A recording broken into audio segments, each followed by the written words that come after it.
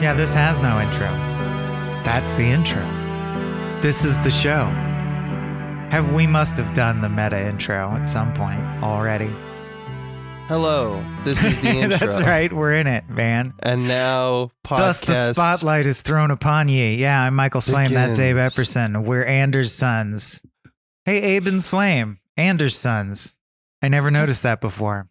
Yeah. Because it's kind of fudging because it's a first name and a last name, but that's fine. I'm widely known as Swaim. This is a show where we talk about Wes and P.T. Anderson films to keep you on your toes. Mm-hmm. We like to, just because the names, they're not even that similar. I guess that's true. Well, they're both auteur directors who have a similar number of films under their belt. And I will say for most of our show concepts, you need more than that. This is maybe the loosest concept. That's right. But this one is, we're making our way through. We're over the hump. We're over half their filmographies. And I think we're going to finish it out this season, right? This will be the probably final season of Anders' Sons. I think we'll catch up. I doubt it. You doubt it? Meaning you think they'll continue to make movies? I mean, there's like 9 more or something like that. We can get there. I believe in us. I believe. And I also have just seen Inherent Vice. Yeah, I believe that I've seen 2014's Inherent Vice recently to discuss. Yeah, why don't we? What's up, Doc? Yeah, What's that's up, true. Doc? Often said by Bugs Bunny and to Doc, the lead character of Inherent Vice. Did you get anything from that? I don't. No, it's not particularly Looney Tunes. Not important. We love to talk not about particularly shows Looney Tunes that are Looney Tunes. So, yeah, great initial contribution, Abe. Great direction to lead the conversation in. What? It's not my fault. We liked. And what's up, Abe? Stop saying it. Our job now is to analyze Inherent Vice through 3 spectra, the first one being diegesis, where we take you through the events of the film in case you need a refresher or are one of those freaks who hasn't seen the movie but listens to the podcast anyway. We love you. Thank you for fluffing up our numbers. You fucking loner weirdo. I don't know why I assume they're loners. Anyway, alone, listening to your podcasts alone. I'll start because I have the momentum. Uh-huh. It's a shot. I only mention it because I believe it's the last shot too. Scrolling down. Yeah, well, it's shown at the end, but it's not the very last shot. Anyway, opening shot is just this cool shot of the ocean viewed down an alleyway. I do like the composition because it's like you only get a tiny sliver of ocean. So it's like a wave going up and down and up and down. It says Gordita Beach. 1970. I believe Gordita translates to my little fat girl. I think that's right. A woman narrates a scene and we cut to Joanna Newsom as a narrator that we see. Very similar, I must say, to Bob Balaban in Moonrise Kingdom. They both do the unique thing where you see the narrator on screen. And we're talking about Shasta, played by Catherine Waterston. Who is currently walking in on a sleeping Doc, also known as real name Larry Sportello, played by Joaquin Phoenix. And damn, we're getting right to the PI stuff. She needs his help because she's being followed. Wow, we're there. Can you believe it? It's just done. Yeah. Well, I mean, this movie just is relentless with the crime solving. That's all it is. It's tons of process and crime solving. Yes. He gives the dame gave me a sob story. She's married to a rich man named Mickey Wolfman. I assume it's Wolfman, but they always say Wolfman to make it a little cooler. Yeah, there's also a Bigfoot. And a lot Bigfoot. Of things going on. Bigfoot's maybe the best part of the movie. Yeah. She's seeing Mickey Wolfman, right? She's his girlfriend. He's married.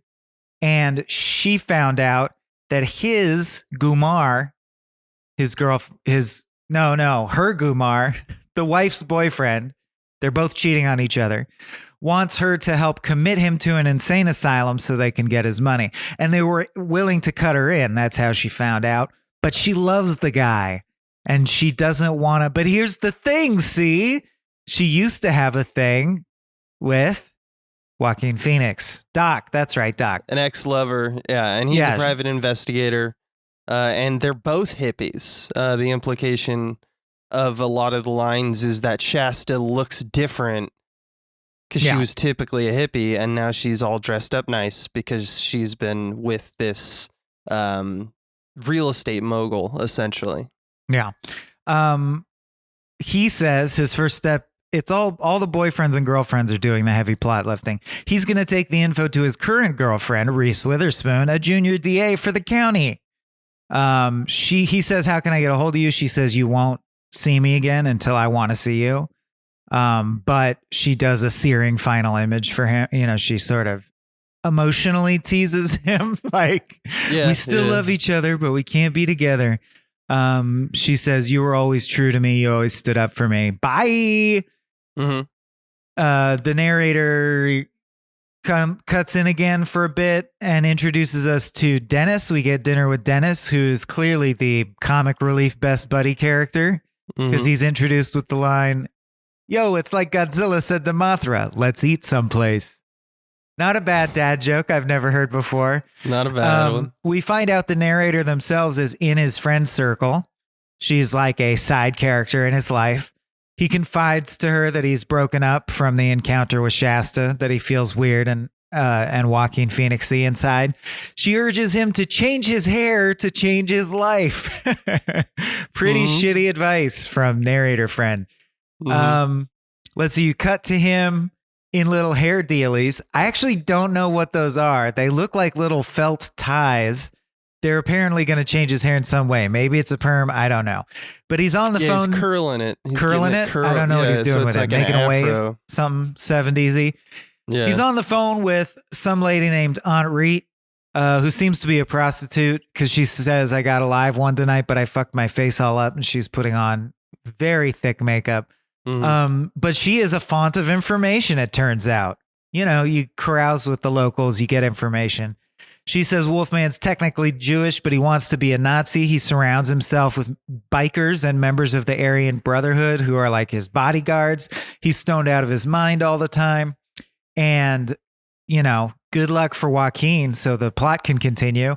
He's opening a new development where she knows he hangs out a lot called Channelview Estates, and she urges him to search there. That's right. Serendipitously, perhaps? I think serendipitously. I mean, that's a cop the thing he knows. This movie. We'll talk that's what we'll have to ask afterwards. But let's just say it. Let's just put the fact out there. Bigfoot Bjornsson, ably played by Josh Brolin, also does ads for Channelview Estates, which is super weird because he's a police officer. But you get the sense he's a police officer who wants to be an actor. And he does local commercials. This is a cop Doc knows but is wary of, and the cop knows of him and doesn't seem to like him. He's got a great line in the commercial because he's supposed to be a hippie because the character, he hates hippies, but the character he's playing in the ad is a hippie. Check this out. Fully equipped kitchen and self-cleaning automatic oven and breakfast nook. Out of sight. Yeah, and sometimes in Doc's drug-addled mind, the world talks directly to him. He talks to him through the TV. Yeah, he says, sup, Doc, from the TV. Doc. Yeah. And then the next morning, the person serving his coffee at a diner says Bigfoot came by and was going to kick your door down last night, but said tomorrow's another day. I'll just bug him tomorrow.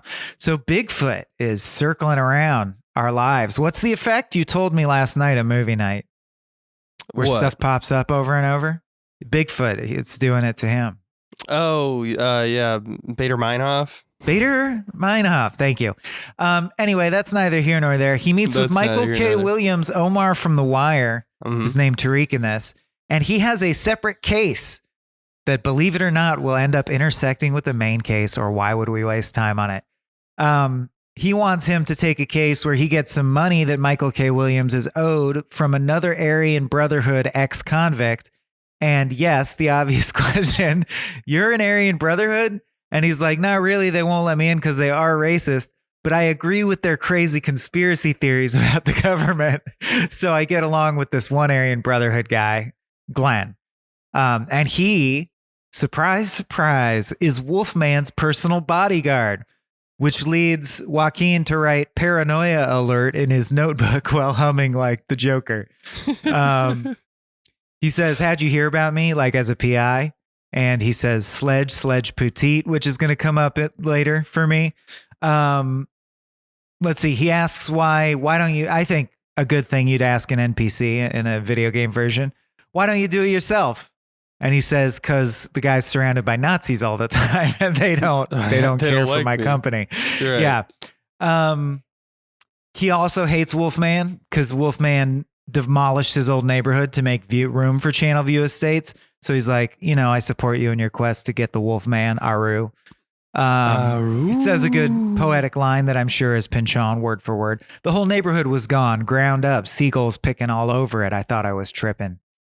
And Joaquin writes, not hallucinating in his notebook. Doc goes back to, or he doesn't go back. Doc goes to the housing project, Channel View Estates, and he visits the only business in the mall being built, which is a massage parlor. And like the Is owner, it though? Yeah, I don't even know. They lure him in with a pussy eating special, they call it. There's some fantastic lines from this sequence where it's just like, hi, I'm Jade. Welcome to Chick Planet Massage. Please take a look at today's Pussy Eater special, which is good all day until closing time. And he keeps asking questions like, I'm trying to locate this guy who works for Mr. Wolfman. Oh, does he eat pussy? A fellow by the name of Glenn Sharlock. Oh, sure, Glenn. He comes in here. He eats pussy. So he eats apparently that's what this place is. And he's still trying to figure out information, but he's stopped before he even finds Sharlock. He's hit by a baseball bat, which becomes an important. Oh, sorry. I just got to read a interchange before you skip it from the same scene. Are you a cop? No. Well, the reason I ask is if you were a cop, you'd be entitled to a free preview of our Pussy Eater special. Oh, well, what about a licensed PI? Yeah. Go ahead. He then wakes up near Sharlock's dead body, and he's surrounded by cops, including our Bigfoot, Josh Brolin. LAPD detective, you mentioned that. He hates hippies and confides that Wolfman has vanished and his bodyguard is dead. So even though Doc awoke next to a dead guy, they know who he is and they know he probably didn't do it, but somehow he's involved and he's barking up the wrong tree. Wolfman is basically like, don't get involved in the case. I hate hippies. You suck. But there also seems to be a developing mutual respect since they give each other information. Benicio del Toro arrives. Did you say Wolfman has vanished? That's an important detail. Yes. Oh, sorry. And Doc goes free basically without a charge because Benicio del Toro basically does his lawyer thing and says, like, are you charging him with anything? But they kind of leave amiably. Like, it's not exactly something where it's like they hate each other, but they're kind of ribbing each other more than anything. Like the guy the cop picks up over and over, and it's like, you again. Hey, buddy. Yeah, hey, buddy. You fucker. I hate you. And we get that scene is like Brolin is just eating up the scenery. He eats a banana sexually at one point. He has a slow, prolonged jerk, that motion that he makes where it's fucking, where he like licks his finger. It's just very crass. And dude, that shot where he eats chocolate banana out of focus. It's fantastic. Compared to The Master, where you have that long shot of Joaquin Phoenix just acting, it's a similar thing, but for comedy. It's just right. Joaquin Phoenix watching him being disgusted by the way he eats the banana. They just hate each other. And then the scene is followed up immediately by, like, I would say it's an extension of the scene, if anything. Probably the funniest joke in the movie to me, which is that he, for no reason other than he dislikes him, Josh Brolin just prank calls Doc later that night and tells Doc that Shasta is gone if you recall his ex-lover. Oh, I thought it was like the Arrested Deep bit where he doesn't realize what he's saying. You think it was intentional? He absolutely knows what he's doing. She's like, she's gone, man. And then he smiles when Doc is like, she's gone? Like he thinks she's dead, but it's no, they just can't find her. So it's just, he's such an asshole. I fucking love it. She's out there, man, baby. She's out there. She went all groovy on us. Yeah. Doc gets a call from Hope, who's another lead. So we get this feeling that he's just this revolving door of cases. Typically, he'll accept a case while he's working several cases. Although in this particular story, they all seem to lead to one. And this is true for this one. Hope, whose husband is dead. She tells a story of how she met him, vomiting on him while he was shitting, and then they had sex. Vomiting on his hard-on, by the way. Yeah, exactly. And then one thing led to another. His name is Coy, and he will later be played by Owen Wilson, and he's not dead. And she assumes that that's true because if he was dead, she wouldn't have not necessarily gotten a ton of money after he had disappeared, like wired sent to into her account. anonymously. Right. So she's thinking, he's doing something and he's got money and he put it in my account. They have a kid. They're ex-druggies like heroin. But they seem to have turned. Like they're clean now, and they have a kid and they love each other very much. Next step, Doc goes to the wife of Wolfman, who's throwing a cop party, I assume. That this is also intensely sexual, like unnecessarily so. I mean, it's 1970, so it's at the tail end of free love and all that. And I think it's an important like texture aspect of this movie, but characters in this movie will just be immensely sexual for no reason. Where you kind of get the vibe of, is someone going to fuck now? Like someone just gives a look. It's Lebowski again. It's Julianne Moore, yes, and it really is. Yeah, almost immediately Doc is once again detained by Bigfoot.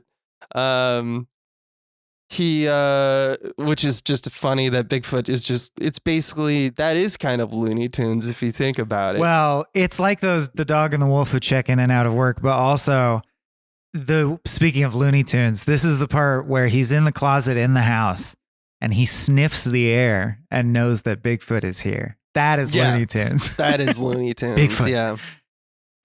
But basically he doesn't really get any information from this. Bigfoot beats and kicks him in the driveway in slow motion while he's in the fetal position. It's fantastic. The next clue kind of leads us to Reese Witherspoon, or I guess it's just more of he's going to check in with his. Did you dig anything up on that? Yeah, tip did you I dig gave anything up from the DA, or I guess is she a DA? I'm not exactly sure. Yeah, she's a junior DA. He recaps the plot thus far to her and is like, "Did you figure anything out?" Yeah, and she knows that because of him asking specific questions, the FBI off screen has talked to her and said, "We would like to meet with Doc." So I guess they pull like a mini FBI heist where she's just like, "Oh yeah, come follow me," and then they walk in and they're like, "Hey," including Jonah from Veep is a member of the FBI. And the reason that they want to talk to Doc is because of a few scenes previous. They're looking into Tariq, who is Omar, who is a part of the Black Gorilla family. And the FBI assumes that the Black Gorilla family is probably the one that took Wolfman, because they think that he's like a political prisoner or something like that. This is clear indications of FBI and at this time a form of racism. Yeah. It's just, and Black Gorillas are part of the Black Panther movement is mentioned later. Exactly. It's important. So they're trying to bring the black man down, as they did at this time and still do. So we get this feeling already that he's just aimlessly kind of walking through this backdrop, and he gets clues constantly, much like Big Lebowski. The next one leads Jade. Jade, who is the woman that he met at the massage parlor, leaves Doc a message apologizing for setting him up with the police at the massage parlor. So basically, he's friends with everyone, even though they seem to fuck him over all the time. And she also he forgives her immediately. Easily. Yeah. That's one thing about Doc, is that he doesn't hold a grudge. No hard feelings, yeah. And he does, and he even at one point talks about it, like, you guys care for revenge. I don't really care for that. But Jade mentions the Golden Fang and to beware them. And that's a cryptic message that's almost instantaneously explained, because he meets her in an alley where she explains that the Golden Fang is an international drug smuggling operation, and also a boat, the name of a boat, which is involved in the drug smuggling operation, or somehow.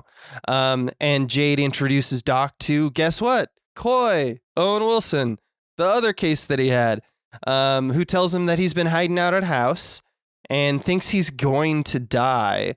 And it's an interesting, it's the first time you see that Doc has information that he could reveal, but he sees information as money. He sees it as a very valuable currency that he would never give up for free.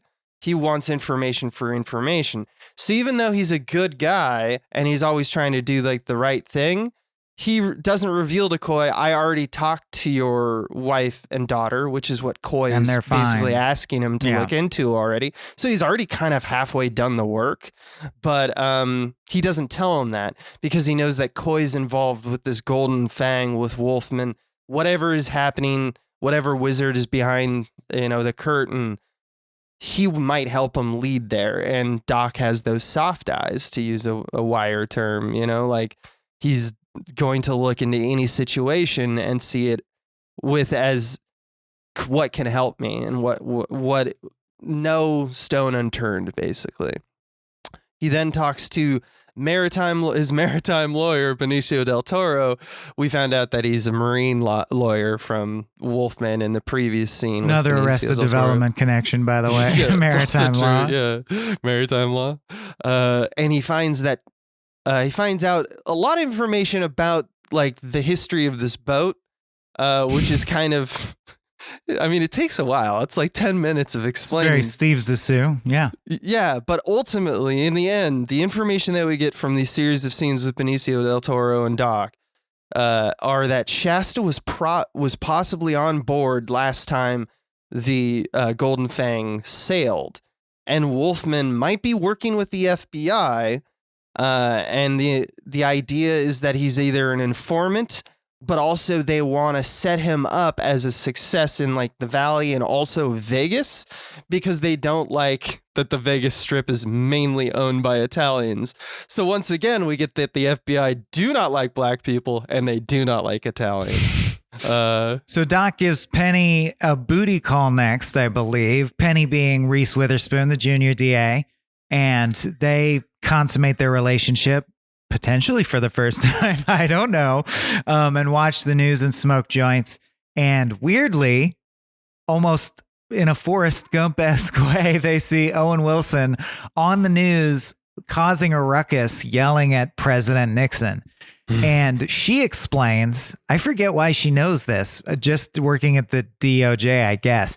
But she says that Coy, Owen Wilson, is an FBI informant, and they did this intentionally to get it on the news because it makes him look credible, and now they can plant him with various protest groups. So, like, he's a tool of them. He's helping them bring down the Black Panthers and other similar groups. So, continuing the investigation, Doc and Dennis, he brings Dennis along for some levity, pretend to be interviewing Coy's band with whom he lives. He lives with his bandmates. They're called the Boards. They pretend to be interviewing and photographing them for a magazine. There's a big house with them all stuffed in it. The brothel lady, Jade, is there. They're throwing a party. Jade wants a ride home because she says the vibe is creepy, but she points him to the kitchen. Coy's in the kitchen. He doesn't confront. He just sits down next to Coy and starts talking to him. Coy felt that they get into the marriage with hope and how he still loves her, but he thought they had to break up. It was for the best because they were bad. They were heroin enablers.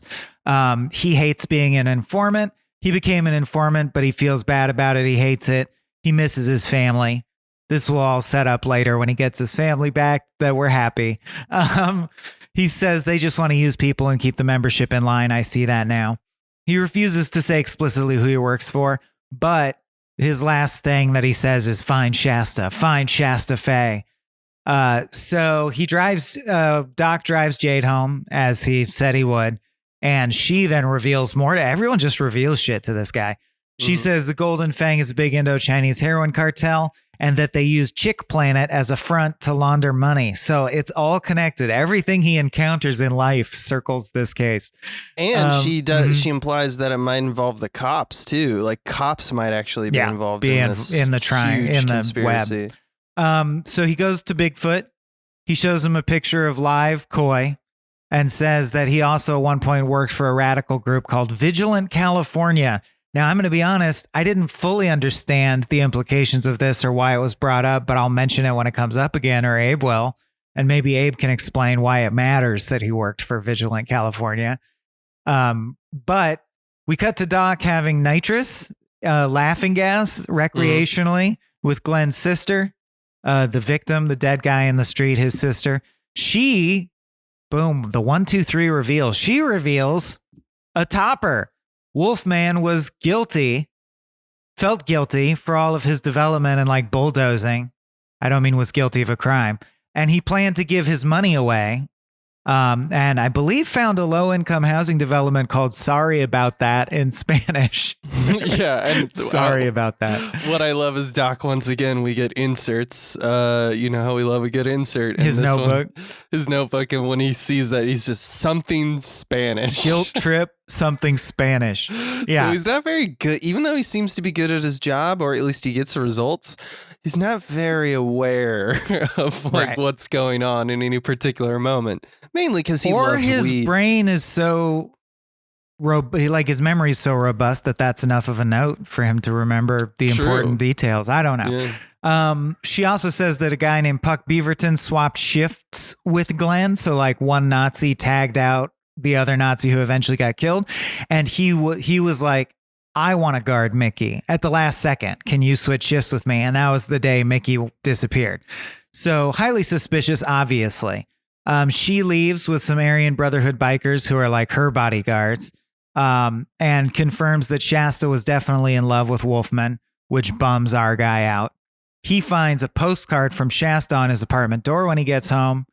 And basically, she just apologizes. She says, this is, I understand how hard the situation you're now in is. Nothing was supposed to happen this way, Doc. I'm so sorry. But, implied is still do the thing for me. Like, still please solve the case. But I'm sorry. Flashback to the day, a romantic day they had. Pretty fucking romantic. It's pretty idyllic. They play with a Ouija board because they're out of weed. And they've been out of weed for a long time and they're desperate. They play with a Ouija board until they get a phone number and they call that phone number. And amazingly, the phone number is a recorded statement saying, come to this random warehouse to pick up weed. And they go there and there's nothing there. And it rains on them and they hide in the alcove and talk all night and make out. Yeah. Yeah. In the present. Real sweet. Pretty sweet. Except, yeah, I guess that's part of, it's obviously intentional and it's Pynchon doing it from the book this is based on. If people didn't know, a Thomas Pynchon novel, famously experimental and reclusive author. It's unclear what are the odds that there would be a recording that says that, but then there's nothing there. Like, how did that happen? Yeah, is the Ouija board actually magic? He's definitely surrealist and asks you to just roll with the punches, because it's not just that. On the postcard is a building that is shaped like a golden fang, and the reason, kind of retroactively, he's having this like flashback is that while they're running around in the flashback, there's a zoned lot that is like there's nothing there. So you get the feeling like this was many years ago, because then we cut to Doc walking up to the same lot that they hung out at, and it's the fucking building that Shasta sent on the building shaped like a golden fang. Which again, what are the odds? But what are the odds? Yeah, it's one of those things. Though this is where we fell in love, and now she's sending me one of this. So does that mean she's in love with me? Is one question that Doc has, because like that's Like if you were to get a message from an ex-lover that is like, yeah, here's a postcard from the time that we fell in love, you would be like, what? Well, that's the question the movie wants you to think about. But yeah, they want you to just accept the wild flights of fancy. But instead of love, he gets blatnoid. That's right. Oh, are you taking over? Damn it, I wanted to do blatnoid. Yeah. No, you do give us a blatnoid swing. Martin Short. What a delight, not realizing Martin Short would be in this. Plays, I would say, almost a shadow of the Steve Martin character from Little Shop of Horrors, who's the crazy dentist. This guy's a crazy dentist as well, but in his own way that Martin Short brings that energy. And of course, they're always paired. They're best buddies. So whatever. He gives him a little speech about how he's a filthy hippie, asks him if he wants to share some coke together. They share some coke. He explains that the Golden Fang Company, or he claims that the Golden Fang Company is a legitimate syndicate of dentists, and it's boring and you don't need to look into it any further. Then the secretary calls him into his office to fucking do coke. And we realize, much like Bookman in Boogie Nights, oh, this guy's a freak. We see that Joaquin wanders through the dental office sort of thinking about the facts of the case. We hear some echoes of previous stuff, and he puts some stuff together. And he basically realizes that something Hope said about heroin rotting your teeth just makes him connect it all up, and he realizes that he's in the lair of the Viper, essentially. Yeah. He runs into someone he knows in a separate scene. Oh, no, she's there because she ran away to be with Martin Short. Man, Martin Short really pulls pussy in this. Yeah, he's just, everyone is fucking in this. Old Martin Short, yeah. And just for later, I wanted to mention just kind of the layout of like this sequence is one door leads to another door, which leads to another door, which leads to another. And they all have pertinent information. It's also I didn't notice that. The space itself is fantastic for this. Like, this is a fantastic sequence to me because it's exactly like, I don't know. It feels like cocaine. It's just intensely, everything is energetic, but also the world feels slow at the same time. You want it to go faster. It's very, I don't know. We'll talk about it later because I have a thing. Like, I just think that Paul Thomas Anderson is doing something very specific with how he does geography. Yeah. True. He runs into someone he knows, Japonica Fenway. He knows her because one time he returned her to her dad when she was a wayward runaway daughter as part of his PI work. She escaped from a mental institution to fuck Martin Short, it turns out. Yeah. And she's fine with the secretary being there as well. It's all good as long as she gets that short dick. Dennis comes, just a side note, Dennis comes in with the steering wheel detached from Doc's car and says, I don't know how to drive, man. After he specifically asked him, like, you know how to drive. And he said, right? Piece of cake, man.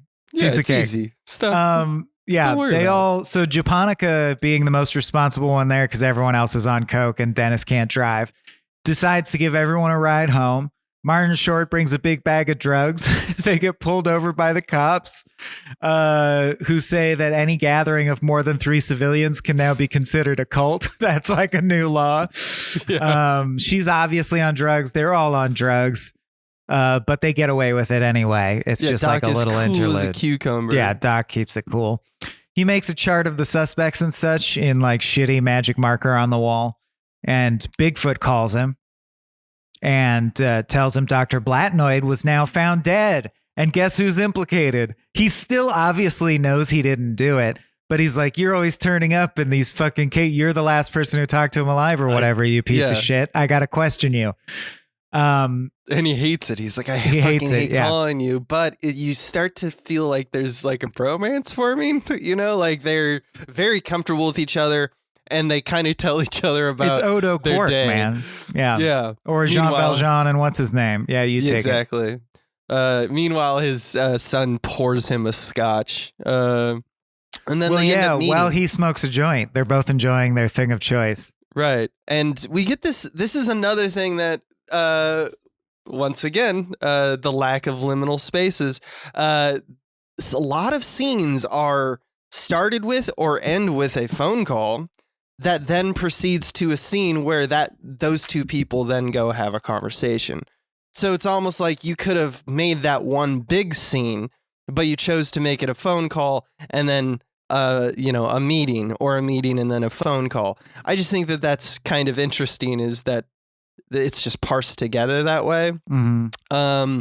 And in this case, Bigfoot and Doc meet again, this time in I assume, what is a Japanese restaurant, because we have a fantastic interaction with Bigfoot, who's trying to like, I guess, be respectful. It's very boomer energy. He likes to be respected. He likes to be respected. That's why he likes the place, even though the pancakes aren't as good as his mom's. But Bigfoot keeps yelling at the chef, like, words of, like, thank you so much. I think it's more. I think he wants more. I mean, I don't know Japanese, but he says, "Motu panakaku, moto, hi."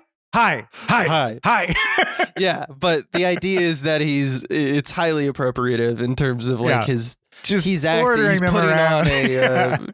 He's putting on like basically a performance, but the chef responds like, yeah, sure thing, whatever, man. So you get that feeling, and that's just, once again, texture. It's Bigfoot texture.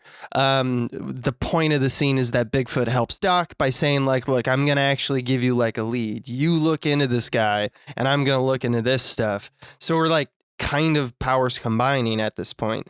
And Bigfoot gives this magical lead, which is just Puck Beaverton.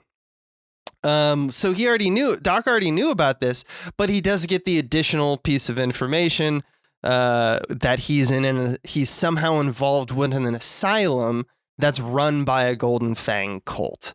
They don't know exactly what they're doing in there, but that seems to be where all signs point to Beaverton. So go check that out. So immediately, that's what Doc does. And at the asylum, he also says Blatnoid was killed by a trampoline, which is not true, but important. That's right. And he had puncture marks in his neck, as if made by golden fangs. Yeah. Right. Which it does become a little important. And at the asylum, the cult is kind of into a strange brand of American exceptionalism. They hate the commies, but they're also about free love and embrace hippies, but they want to convert them essentially into a part of the Aryan Brotherhood or just the drug cartel, basically. It seems to be what the grift is. There, Doc finds Mickey, Wolfman. So the whole point of what we're doing kind of comes in here like a little after the halfway point. And he is being watched by FBI, by the same FBI agents, in fact, that we saw at the beginning of the movie.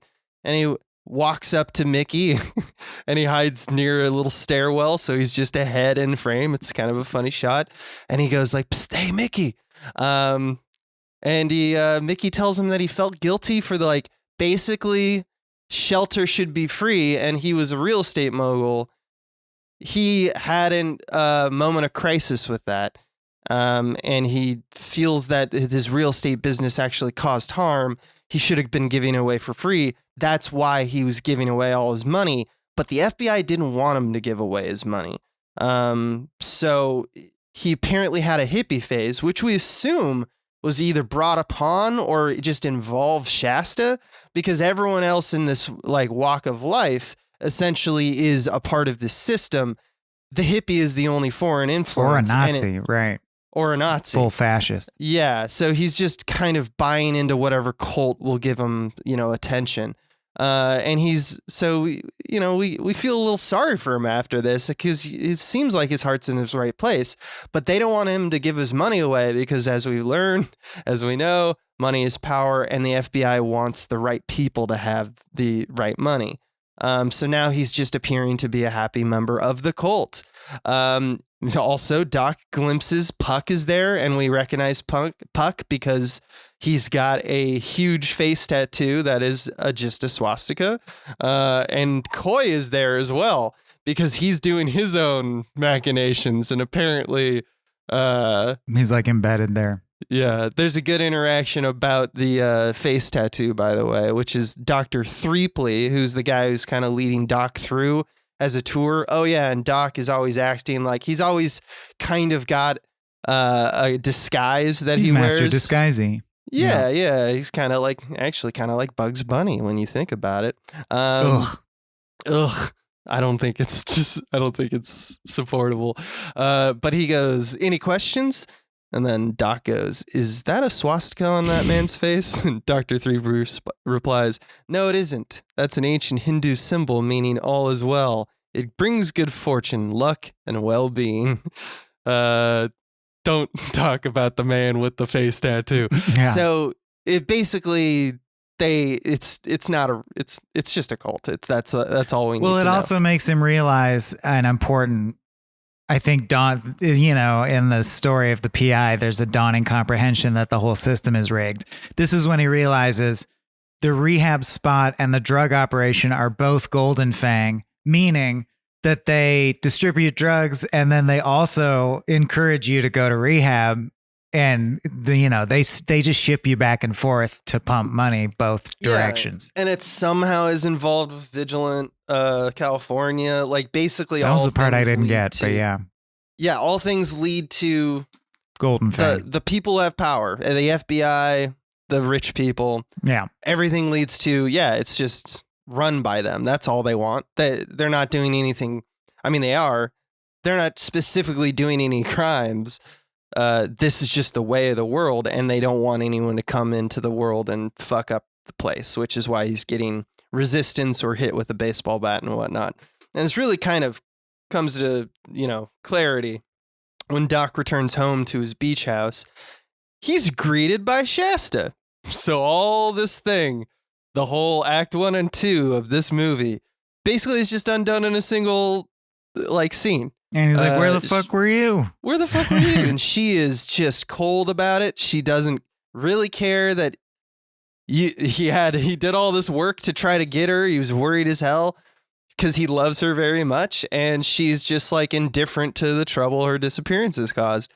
And she tells him that Mickey is back with his wife, and basically everything is what it was before I got involved with them. So that's over now. And no one is hurt. No one is lost. Everyone is back. It's all fine. It's as if the movie didn't happen, which of course pisses Doc off, but he doesn't make her feel it. He doesn't throw it in her face. He's just very perplexed and kind of frankly sad about it that she would treat him this way. And this is where I think kind of the big reveal of what this movie is truly about comes to fruition. Because considering what I just said, Shasta confesses to having been on the Golden Fang ship with Mickey on basically where she was brought along to be used sexually by all of Mickey's friends. She was very much in love with him. She was specifically in love with how he wielded power. She was a sub. She did whatever he told her to, and that got her off. Yeah. Yeah. And she kind of brags about it to Doc, but also is trying to provoke Doc into sex because she's naked and she's thrusting herself upon him. She wants rough sex. Yeah. So she's pissing him off. Yeah. Which he kind of, he does. And then then tells them that they aren't back together. So then cries a single tear. Right. So just the important points for the examination later, she came in and was like, I tried to do a thing, but I realized that I don't have any power.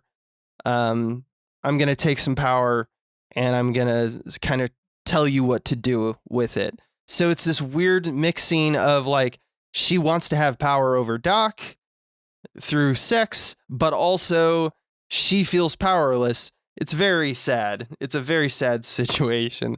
And it's all done basically in one shot, which is another thing that is ooh, molto bene. You mean it's come? Yes. Great. Yes, that's what I mean, Michael. So he goes to Reese Witherspoon again, and he's just whistleblowing on the Fed's involvement on the state's protection of Wolfman, saying hey, all the cops at all the State Department, the FBI is doing all these things. They're making these crimes exist. even though they aren't actually crimes. And she gives him access to a file that implies that the LAPD basically pays a loan shark who's named Adrian Prussia to kill people. And then one of the victims was Bigfoot's former partner, which is something that, Doc does not reveal to Bigfoot immediately. And if I followed it correctly, Adrian Prussia is also the middleman between Golden Fang and the street level dealers. Yes, it's a part, the vertically integrated drug smuggling ring, which is all like, you get the feeling that we know that it's Golden Fang, but it's also Vigilant California. It's also like, it's just this perpetuation cycle that everyone's involved in because there's money to be made. So what part of the process are they specifically functioning in? Don't know, but they just, sometimes people from the Golden Fang arrive. Sometimes people from Vigilant America or Vigilant California arrive. You don't know who you're going to get, but you know that these are the players involved. And once again, like Sherlock was involved, the Nazis are involved. And in this case, Puck is involved because as soon as Doc finds out that this Prussia guy is tied to Golden Fang and Sherlock was involved with the deal, which is why he was killed, Doc just visits Adrian. I also love that Doc he's always just like, well, where's the clue leading to me to? I guess I'll just go there. Yeah. And when he arrives, which was probably a bad idea and pretty sweet sequence, he notices that Adrian has an obsession with baseball bats.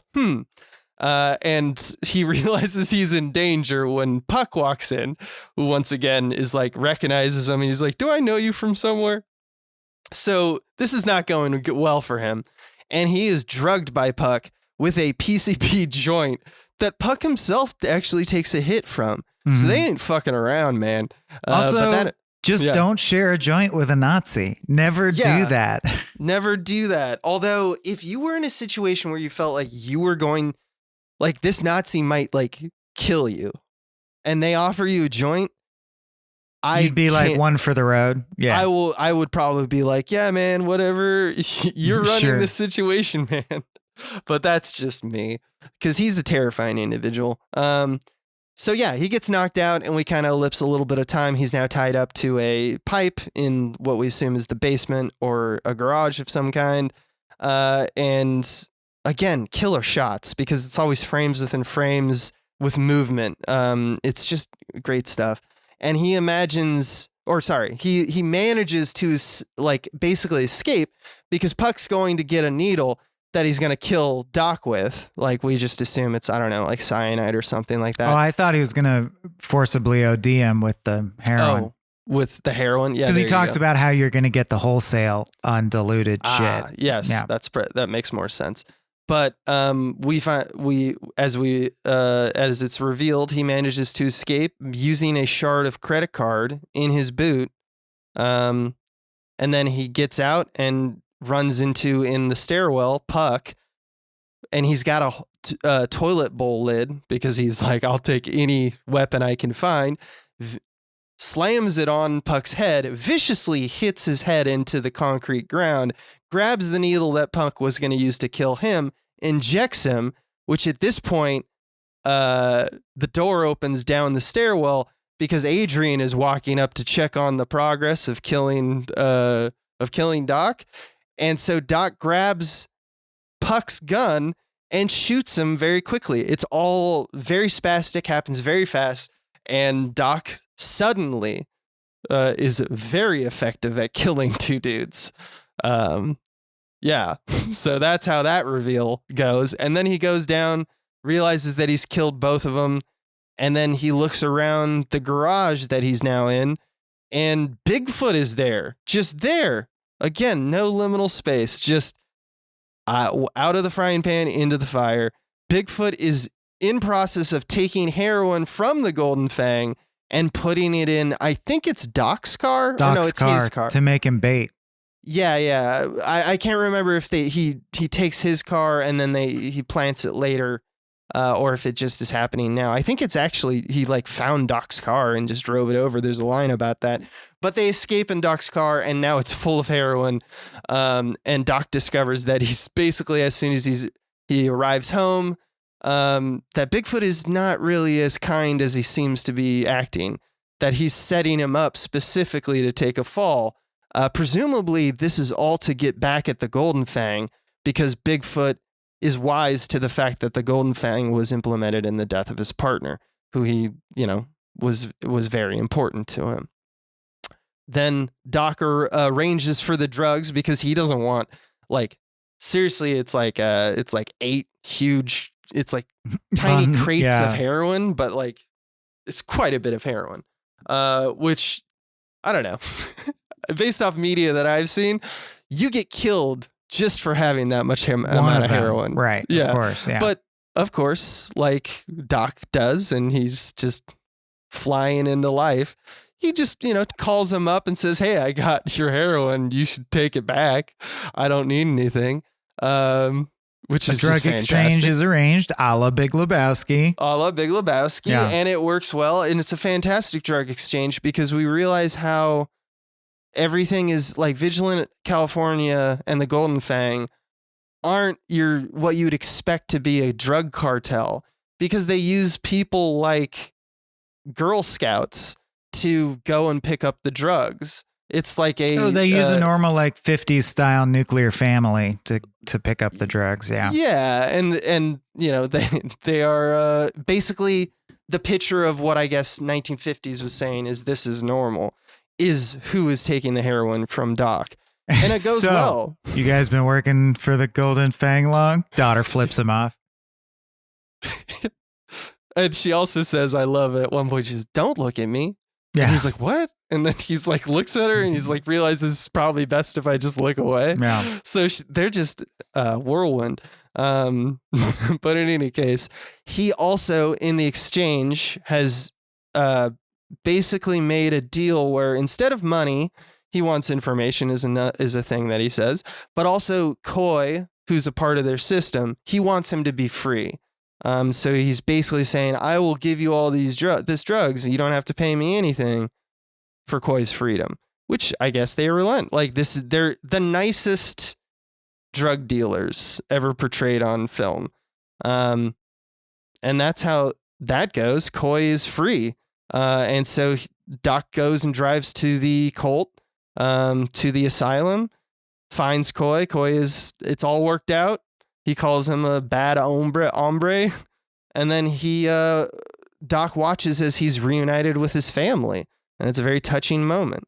And so the movie, I guess, is over because all the things are wrapped up. But we get a little epilogue where Bigfoot busts down Doc's door. And they have kind of a conversation about how, you were just jerking me around and there was no real crime. And I mean, what the fuck was that? And Doc was like, "Man, I don't know. I was just doing my job." Bigfoot eats an entire tray of marijuana the Doc is using. Is that what it was? I thought it was kale. I was really confused by that. No, he's rolling joints, dude. He eats a tray of marijuana. He eats a tray of marijuana after smoking his joint and eating his joint. And so, the height of serendipity that the heightened reality reaches, they say lines in perfect unison, including how are you doing this? Yeah. Whoa. Yeah. It's and then crazy. He eats a tray of weed. Okay. I also love that Bigfoot kicks down his door, which is not only a reference to the line from the beginning of the film, but it once again makes them in a way cartoonish, And he says, "Yeah, you kicked it down," to come in. Yeah. And I don't think there's anything else to talk about. Yeah, there's the little scene of him driving Shasta, and they invoke the idea of the Ouija board day again, and she seems now to feel romantic toward him, and he says, "This doesn't mean we're back together," and she looks sad. Yeah. Right, and that's Inherent Vice, more or less, because Jenny wants Forrest when she can't have him. But let's talk turkey. Okay. Pedagogy. This is pedagogy where we talk. Yeah. Yeah. I talked a lot, so you go. Oh, okay. Well, I had little stuff to point out, like I thought it was interesting. Magnolia, of course, has a special relationship with Amy Mann. This has the Joanna Newsom narrator. I don't know. There's something about female singer-songwriters that he's really into. I know he's a friend with Joanna Newsom in real life. Who's new pornographers, right? Yeah. Yeah. So the function of Sore Liege. Yeah, the narrator. Let's do her. Yeah. I think she's doxing conscious and doesn't exist. Oh, because the only time, like he confides in her and she gives advice. Like the particular flashbacks are moments that are very clear moments that if it was like a normal story, there would be between two people and they're like a polycule or something like that, which I could also believe. So she could be real, but her function throughout the story is to talk to us.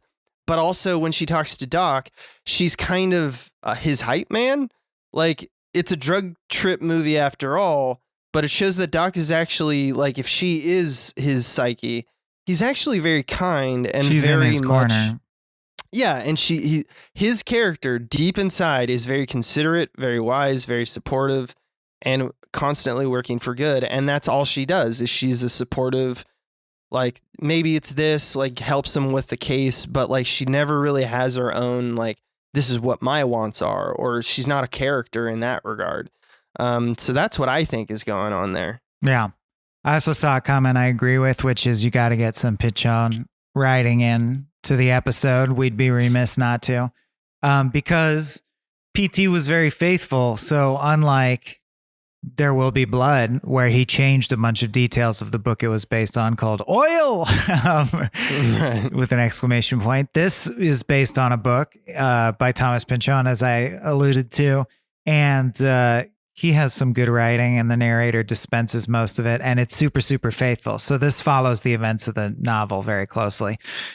The narrator says he'd ask her if she loves Mickey, but he knows what she'd say. I love him. What else? With the unspoken footnote that the word is being widely overused these days. The narrator, I would say, has the bulk of the good writerly lines, as makes sense. Yeah, like a Raymond Chandler kind of deal. It's almost always the poetry is coming from the narration. There's not going to be a PI story without something representing the internal monologue, right? Right, exactly. I also thought it was interesting that the narrator mentions astrology a ton, helps hybridize it with the hippie thing, and also supports, I think, your idea that it's an inner monologue, because he would obviously be into astrology. Yeah, exactly. It's kind of like it's just his vibes, man. Yeah. There's a thing this movie does with so I think the movie is kind of like, there's a little bit Alice in Wonderland in it. I was mentioning the non-lineal spaces because this movie really does do it so that every scene is clues. There is no travel in between. It's all happening simultaneously. And it kind of feels like a drug trip, where one thing just leads to another, and serendipitously it helps, even though Doc, it seems competent. Like he's going to places that he should be going to based off being a private investigator, but it almost never goes wrong in terms of, like even if he is caught or like knocked out, that will lead him to the next break in the case, which isn't, I guess retroactively you can say that about any film noir story because like that's what the scenes are. But I think it's specifically this movie is pointing to the fact that he is, like Big Lebowski, kind of a passenger on this ride. And what I think this ride is that obviously there's a lot of commentary on sex and drugs in America in the 1970s. Like the concept of like the 60s had it, the formation of the hippie, and the 70s kind of became another form of modernization in America, kind of hippies turning into businessmen. We have the kind of the desexualization that occurred in society, and the kind of resurfacing of a lot of the like the real estate market is like the clear indication of the restructuring of LA at the time, where it was just like, now we're specifically going to provide like houses for these yuppies now. And I think this movie is a very bleak movie. There's something that Shasta says in that moment where she wants to fuck Doc, and she comes back and she's describing to him what happened with Wolfman, that she says, quote, it's so nice to be feel invisible that way sometimes, which is kind of a victim's, like something that a victim would clutch to in order to like not feel the complete powerlessness. And I think it's about how this movie is about how power perpetuates its own wielding at any cost. The powers that be kind of christen the order of the universe, and those outside of it, namely hippies or people who don't want to live in that world, don't get to live in the world anymore and are often left with a kind of situation where it's almost catch-22. It's almost like a surrealist kind of backdrop. Shasta calls herself a whore and hates herself for being so powerless, and she like, quote, wants to be dominated, but it's actually kind of a sad nihilistic cry for help. Like Doc obliges her. I did not get that. See, I feel like she is just a legitimate sub. She enjoys the feeling of being powerless in sexual situations, and she gets the tear for. She gets that out of him as well. She saw some litter off screen by the side of the road. But she's sad when he breaks. She's sad when he reaffirms that the relationship is not a thing. I don't know. I just think I don't think she hates herself. You think she hates herself, eh? Then she really is Jenny from Forrest Gump. That. She's like beat for beat. Kind of, yeah. Because I think it's. I mean, I think the thing with her is that you get the feeling that she's going to change, like, or something. There is a way out because they're hippies and they have positivity in their life and they're going to be fine a little bit. Jenny from but wash your fucking Forrest feet. Gump. Jesus Christ. Yeah, wash your feet. Don't just spray it with, whatever the flower fuck spray it was called. Flower spray, yeah. Yeah, good cans in this. The beer they drink is called Bergie. Yeah, but the result is the same from that interaction. It does nothing to ease her pain at this point. Because her hippies, the people who are like one love, are all invisible in a way. And we get that from every scene where they interact with anyone who's not a hippie. They're being called a hippie. They're like being, dunked on. And I think it's PTA's version of as Adrian says to him, I believe Adrian, someone says, you lost. Oh, the guy he delivers the drugs to. People like you lose respect the first time you pay rent to someone. Meaning the old argument that's in that mimetic comic, yet you're part of society, undermines the whole hippie. Like, fuck off then. Go live in the woods if you're a hippie. Go live in the woods. Yeah, it's that vibe. And I think that's like, this is me now reading into it. I kind of just I actually like this movie quite a bit. I think it's PTA's version of like here. I mean, I guess it's probably been shown in just like the book itself, but this whole Inherent Vice is about American regret. Like, it's not trying to give any solutions. And I think what you just said is specifically, relevant. Just in that, like, the clear indication or thesis of this movie is that certain types of people or forces make the world and others do not. And I think that I don't think it's saying like, what if hippies inherited the earth? But we get these scenes with people like Reese Witherspoon who are like, like at one point after they've had sex and they've like had a wonderful date, the next time he sees her, she's like, I don't even know who you are, because she's in front of another normie, so to speak. And I think that there is this feeling of like, at the end, when they're having a conversation, when Bigfoot's having a conversation with Doc, he says, he's like, hey, I forget what he says, but he calls him brother. And he says, I'm not your brother. I'm not your brother. But then Doc responds, but you could use a keeper. I think the regret comes out of like, well, here's a nice man. Here's a wonderful person who only lifts up the people around him and is very helpful to his community. And he is just not taken seriously. It's like a hateful marriage of circumstances, what is needed for even them to get in the same room respecting each other. And that's why we have the bromance, but that's also why we have this, like the Reese Witherspoon arc and all of that stuff. So I think that's that's what's kind of going on in this movie. Do you got another one?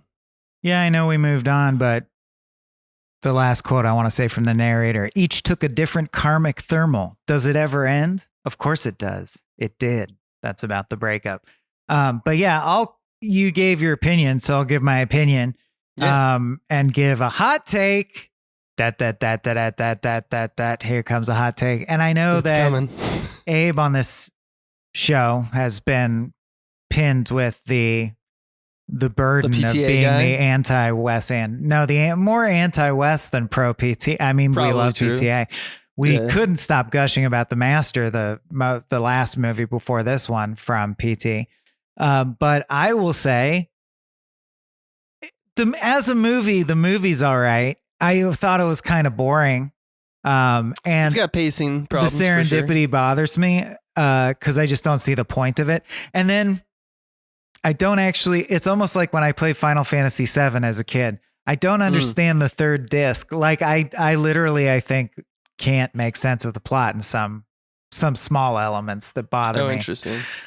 And well, some trivia is Joaquin started, and Pinchon is famously a challenging and complex writer.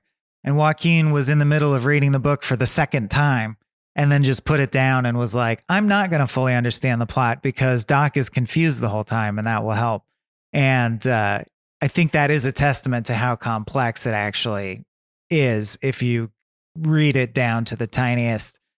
Oh, it's almost like it is like The Wire where you're like, wait, that guy was in his pocket? Okay, so that implies at some point off camera, this transaction occurred. You really have to fill it all in for yourself. But my hot take is, I think comedy is harder than drama. And I think Joaquin can do a lot, a wide range in the drama lane. I think this movie proves that he's not really great for comedy.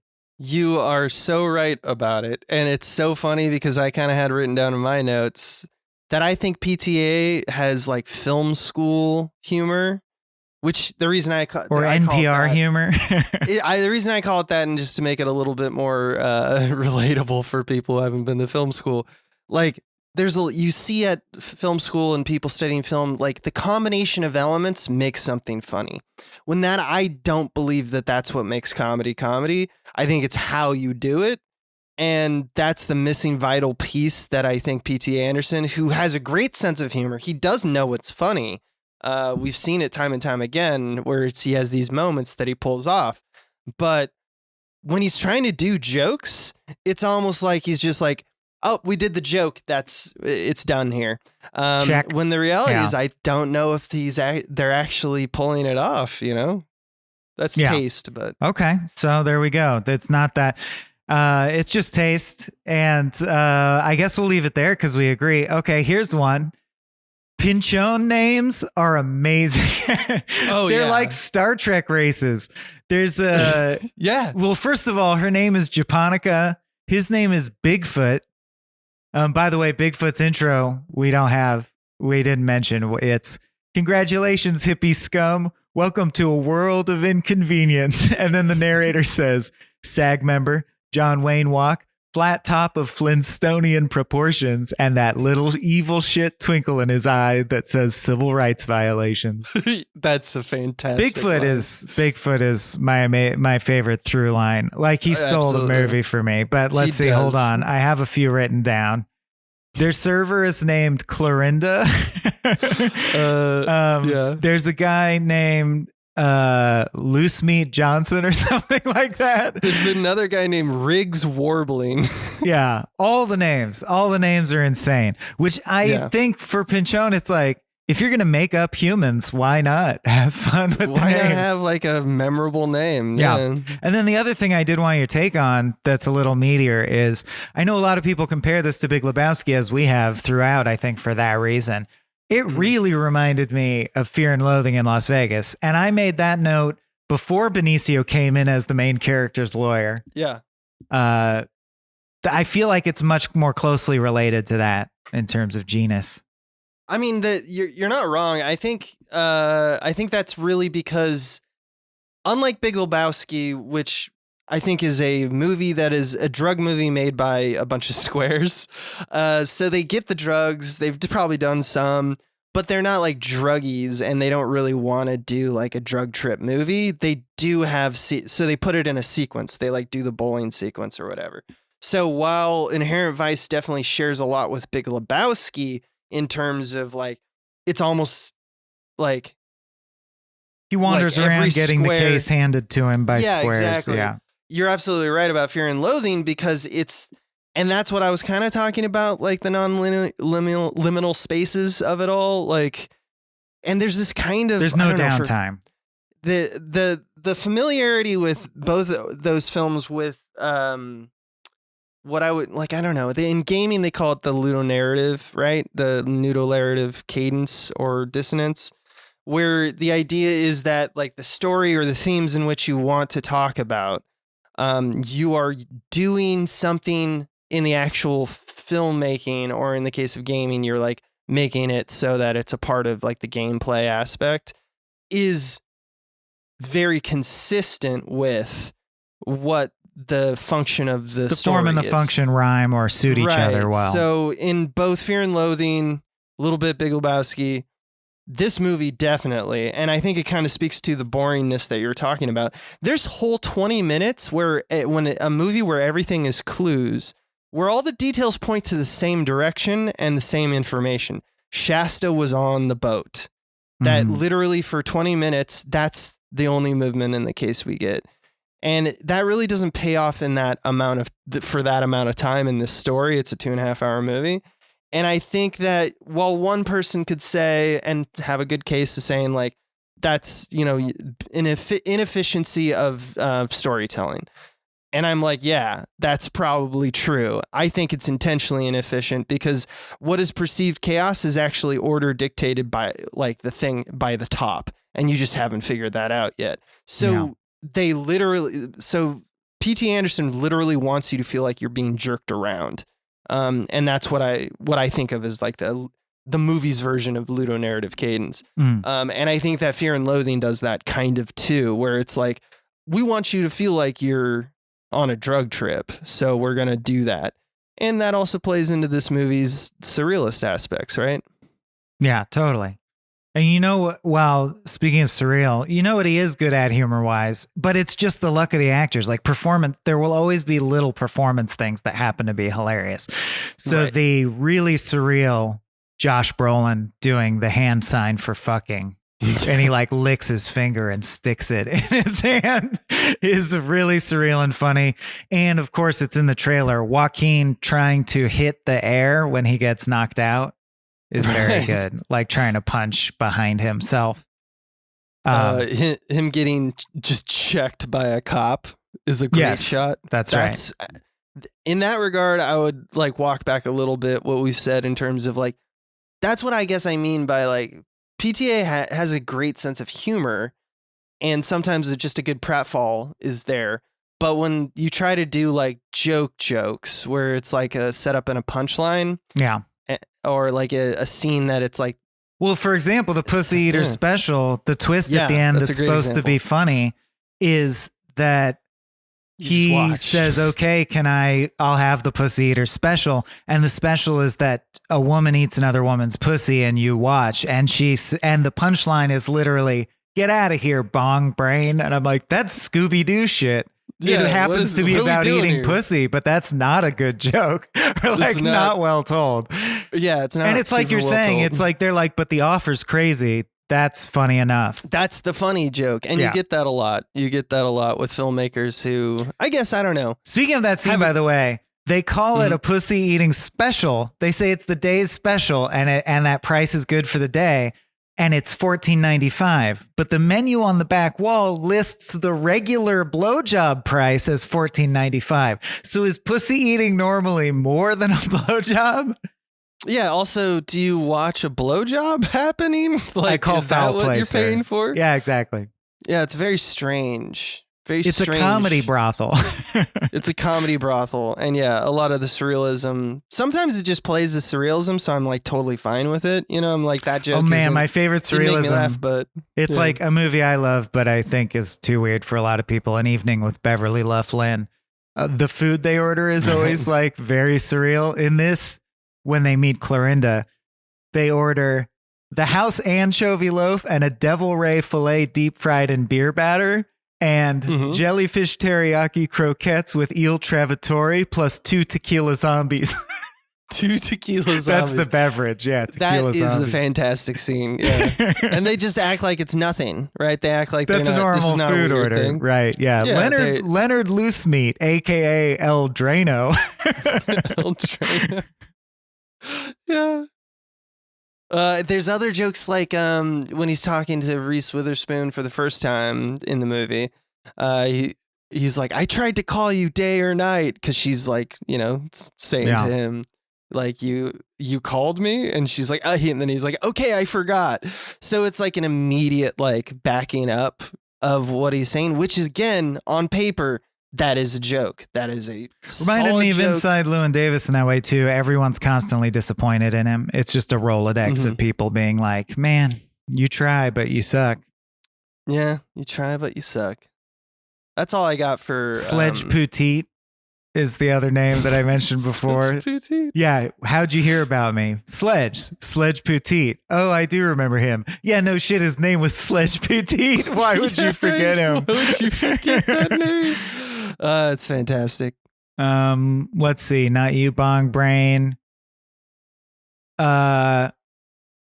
Yeah, there's stuff that I don't understand, but I guess I don't have to sit here and have you actually explain the plot to me. I'll just let it stand, and people who understand it understand it. It was a little like primer towards it. Well, just the conspiracy itself, I don't understand all the moving pieces. Even if it didn't hold water, I think that would work with it's how I watch this movie personally. Yeah. Like, you're constantly being thrown clues, and you don't know which clue is going to lead to what. And then you figure out that it's miraculously all one thing, and all the clues are relevant. And then you realize that, like, sometimes the clues, nothing matters, and Shasta just walks back into the room. And then you realize you're just being jerked around, and all these conspiracies, what do they really lead up to? Nothing. It's the story is nothing. But I mean, like, literally in that final shot when he's walking with Benicio on the beach and he says, so who got her? Department of Justice. Ah, so justice was served? I don't know who her is. Who do they mean? Who got who? I feel like I should know that. I'm trying to remember the scene you're talking about. Walking from right to left behind some palm trees as the waves crash. And I do have one. I have 2 more things to say. Yeah. One is mad props to fully naked acting. I think doing that scene was challenging. She acts well fully naked. And once again, one shot. The quotes from it are she felt really empowered about it. And that's what I wanted. So the thing about her being a sub, potentially, is I do think it's about power and power dynamics, as most noir is. But I think there's an interesting key scene where we get the only glimpse we ever get of Bigfoot's home life, and he has a nag wife who berates him constantly and tells him what to do, and he seems to like it. So I do think there's a theme of power can be that way. Sometimes it is good to feel invisible. I think that's a genuine sentiment. I agree. All right. I think it's fine. Because she likes the way in which she, because as she says in that scene, once again, she's talking about how Wolfman, he was so powerful. It was you had to admire him, but he was also so cold. In a single instant, he could just make you feel invisible. She likes that. You're right. But also she realizes that she doesn't have any control, so she can't like foster a life for herself where she can maintain that. And that's kind of the sadness about it. Like, so will it persist? And that's why she's stuck with Doc. Not stuck. They love, there's love there. But she really fell in love with this guy, and she can't have him because she's not right for it. And that's, I think, what the movie's kind of saying is that like we kind of create these superficial and artificial barriers that we tell ourselves you can't interact with that person. And that's what America is kind of in the 70s. Yeah. All right, I'm ready. How do you do that? How do you do that? Trivia. The final behind trivia. The scenes. Anything Also that breaks execution. just about the movie as a film thing. Yeah, I didn't artifact. I didn't look at the trivia for this movie because there were so many things I wanted to be like, this is a really cool visual this is thing cool that he did. This is cool. Okay, go ahead with that shit. I like how something Wes and Paul Thomas Anderson do pretty well is keep like a steady pace. Like there's always an urgency. Often they use things like in frame like distractions or even Punch audio. Drunk Love. Punch Drunk Love urgency, is so good with that. Yeah. And like background gags, broken up dialogue. There's ways in which you just feel like this world is kind of going at a breakneck pace. And I think both of them are very intrigued with chaos. We just talked about Moonrise Kingdom, and like all of the Boy Scouts sections are exactly this. And something that occurred to me when we were kind of looking over this one is that Wes seems to always do it for comedic effect. Like someone is in control while they're demanding, like, give me control. And that usually that's funny. But PTA, much like the Coens, they also just use it for general uneasiness. Like, did you get the feeling when you're watching this movie that something's looming, or like we're right on the edge of a possible crime, or like someone's just going to come out of nowhere and hit you with a baseball bat? Like there's multiple shots where nothing actually comes from it, but I got that feeling of dread. Yeah, totally. Yeah. I think it's because of the pacing. It's also because like the shots itself, like are kind of meandering. Like there's a unreliable narrator, so to speak, with the camera. Like it's aimless, but it's actually the Steadicam giving this drifting, swooping motion that like doesn't avoid subjects, but propels us into this character. And I guess, Doc is one that is like fairly aimless, but it's just a very good visual strategy to imply like a dude-esque character, Yeah. Also, there's a lot of rigs in this movie in terms of like they anchor it to cars and such. Often in this movie, we'll have a camera like rigidly stuck to Joaquin Phoenix or the car, like on the car seat. And the world behind him is in motion. It's not like crazy fast, but again, it's like this brisk jog. Kind of feels like you're barely catching up. Also, another thing that he does is cropping people at the cop party, where we have like multiple people kind of orbiting their conversation. It's a one shot that slowly dulls in, but it doesn't make room for other characters as they're introduced into the movie. And he's been doing this since Boogie Nights. They kind of imply a larger world outside of frame, which is once again helpful. No, there's a lot of auteurs that do this, like Tarantino does it as well, to kind of give you this feeling again of looming dread, or like at any time sudden violence can occur.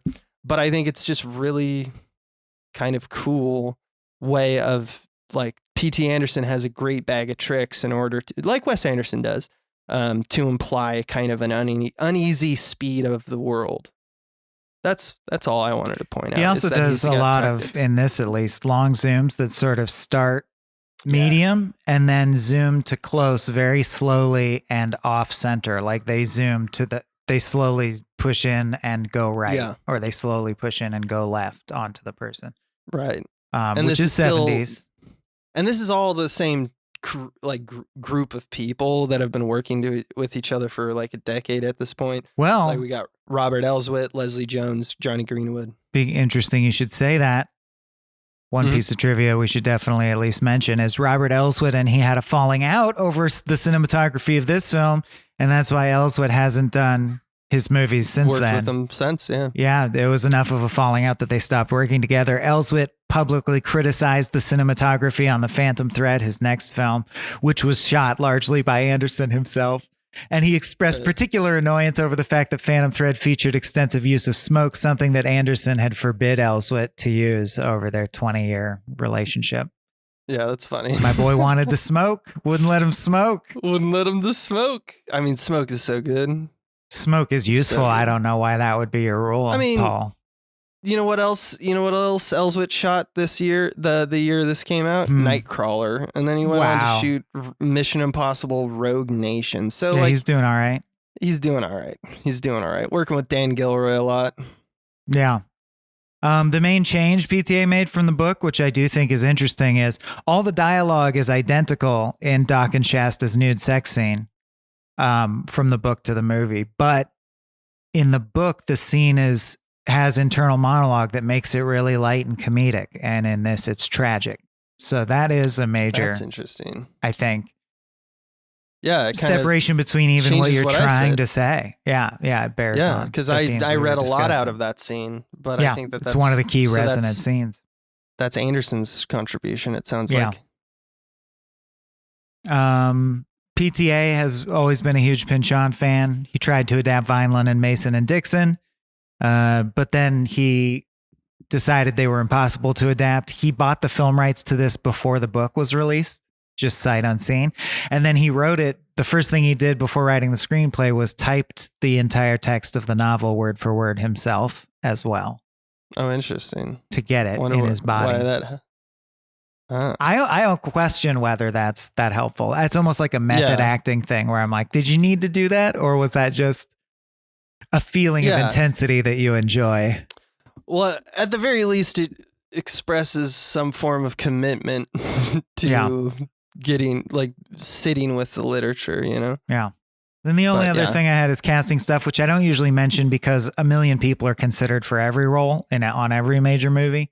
Mm-hmm. And it'll just have a list of 20 people. And you're like, sure, they had auditions, in other words. But given what I said about Joaquin in this role, Robert Downey Jr. was originally attached. And I do think that would have been a more successful comedy, personally. It's interesting, and I think it is. I think it was, and I think its name is Kiss Kiss Bang Bang. Sure. That was obviously a Shane Black joint, so it's written with a completely different tone. But there is a remarkable similarity between those two movies as well. Just about one thing leading to another, the lack of liminal spaces for your detective. Very never lets up. Self-referential film noir, you know. And then the other casting thing is, because I was just surprised, I was like, no one could be Bigfoot except Josh Brolin. Wow. Michael Shannon was originally attached. I'm like, well, he could. He could. Yeah, that's so funny because I was totally yep, nope, he's the only guy. And then you just said the one actor that I can now think of that I'm like, yep, he could have done it. Could have done it. Yeah. I think we did it. I think that's an episode. We did it. Yeah. Yeah. So pretty good. We don't do that in this podcast where we rank them or anything like that. No, hopefully our discussion deepened your enjoyment of the film, whether you like it or dislike it. Hopefully you went one notch higher. That's right. Or film generally. Mm-hmm. Or the sound of my voice. Whatever you appreciate about what we're doing is fine. Yeah. You know, that's the important part, that you appreciate us. That's what I always say. Anything on the schedule you want to shout out? Well, I just want to find out what the next one is so that the fans It would be the Wes Anderson movie that comes after Moonrise Kingdom. I'm going to guess I Love Dogs. Nope, you're one off. 2014's Grand Budapest Hotel. Oh, Grand Budapest Hotel. I haven't seen that one. And then we get Phantom Thread, and then we get I Love Dogs. Cool. That's the first Wes Anderson I haven't seen. We actually only have 6 more months of this show, so see, it wasn't 9. I thought we'd finish it out and then go back to Kings of King because Kings of King can go long. That thing can go for miles. Yeah, Homer. Yeah. All right. Well, I guess we're out of here. Yeah. Thanks for listening. This has been a Small Beans endeavor. We're a bunch of pals who make podcasts, sketches, music, web series, and movies. The Beans always have new ideas percolating, so make sure to check us out at patreon.com/smallbeans. That's patreon.com/smallbeans, where you can browse all of our current and past content, see what we've got planned in the future, and learn how your support can help the Small Beans grow into huge, giant monster beans. If you enjoyed this content module, please like, rate, subscribe, or tell a friend about us. We love you.